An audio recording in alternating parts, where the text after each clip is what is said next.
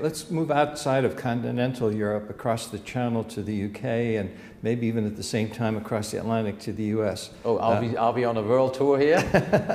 Well, the main spots. Okay. Yeah, what about the debt in those countries? Are those attractive safe havens or alternatives to the euro? Well, I mean, the UK is still AAA. The US has lost its AAA rating. Well, the UK is not AAA. I mean, it's still rated AAA, but it's not AAA. You see that the UK doesn't have its house in order, but they do have their sovereignty. They have control over their own currency, and therefore they can hold out longer than Italy can, for instance, or Spain or so. So it will drag on, but up on, from a certain point onwards, I mean, they are trying something that will not work. It is the right idea, but at the wrong time.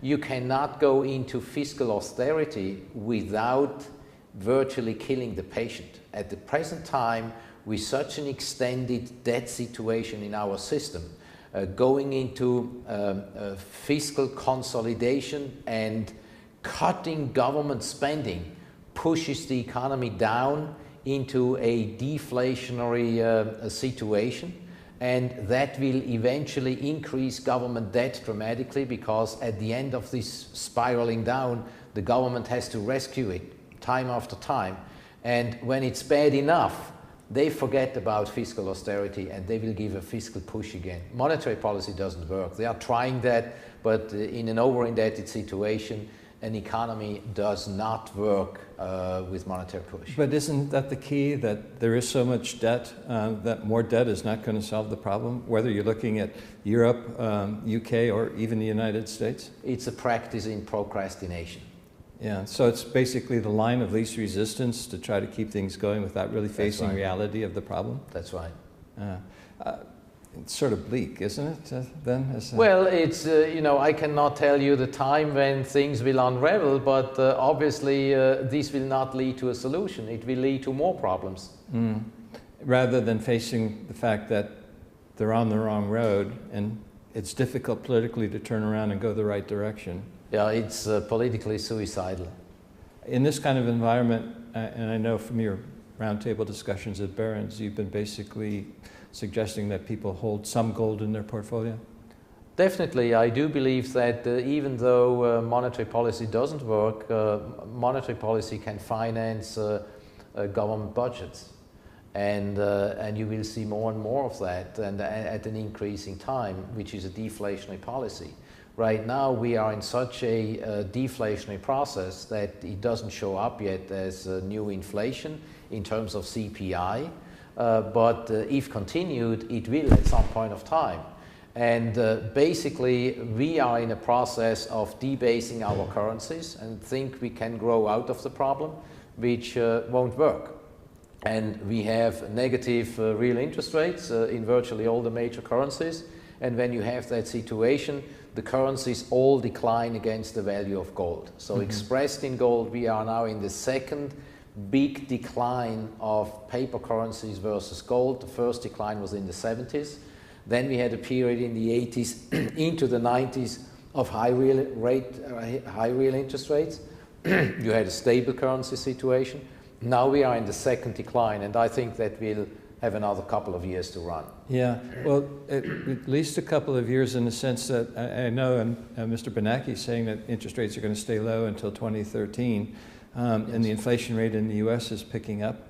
I think the inflation rate here in Europe now is running over 3%, if I'm not mistaken, and in the Eurozone. UK, the inflation rate, their target is 2%, and they've been running, I think, 3.5%. So inflation is picking up in some of these locations, and you do have negative interest rates. Yes, that is true. However, we have now a global economic slowdown, and I think that means we will have more slack capacity opening up in the world economy. So prices of some of the products that consumers buy will go down, and therefore I think for cyclical reasons inflation rate will decline over the next, let's say, 18 months.